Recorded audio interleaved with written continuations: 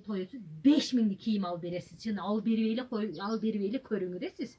Juda al beresiz. Men başkadan söylemeyin, gangratip koydum. Ne dedin?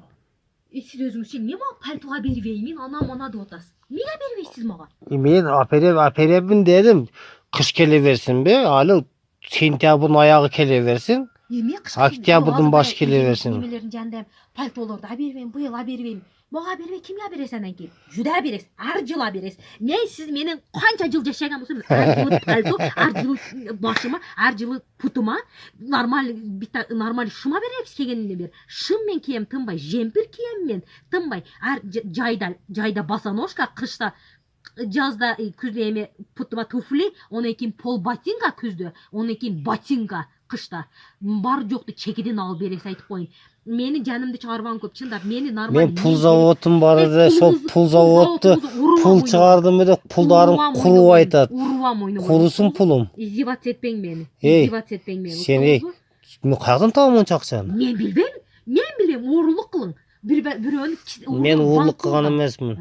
Менчи тик турамын мен. Башка нерсе кылсам урлук кылбайм мен. Неме сатасыз? Барып пияз сатасыз ба, помидор сатасыз, араба кыласыз, малыңызды сатып бересиз, такаңызды сатып бересиз. Мага вообще кызыктырбайт. Мен чыдасам мени эр чол. Мен башта экен, мен сизге только кийинемин, мен эркемин дегенмин, бай экен эмесмин мен сизге. Алтындын тамгасы неме берелексиз мага? Тамгасы неме берелексиз? Эртең 100.000 болгондо Аперем дедим. 100.000 аберимиз деп алып, энди пекитип атат пулду. Аперем дедим. Алды да уже пул карса 100.000. Жок, ол пул, ол өгүздүн пулу, кочкорлордун пулу ол. Мага менин пулум болсун, мага Жээнбектин пулу болсун. Бересиз мага. Бересиз, каяктан бересиз, жерден чукуп бересизби, шахталык кылып бересизби, көлөп бересизби? Мени жалтыратып кийинтирип жүрүшүңүз керек. Мен эч качан кем болбойм. Мен Кызылкиядан мана неме кылып жүргөн душмандардын жанында мен башымды көтөрүп, мананды Ырыскөлсүңбү, Ырыскөл деп жүргүм келет. Мен манандай болуп жүргүм келет. Мен эч качан пас болбойм айтып коеюн. Уктуңузбу? Эч качан Кудай кааласа, Кудайым паскөр болсун, Кудайым өзү колдосун. Кудай кааласа мен пас болбоймун.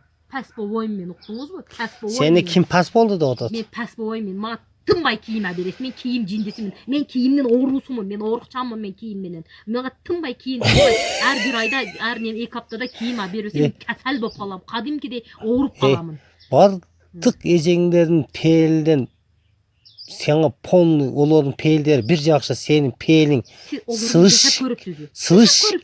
слышким ашчы экен пээлиң. Сиз Гүлайымдын эриги алдырган кийимдерин көрсөңүз, О Россияда өтүп кетет, ириң өтүп кетет. мен ондой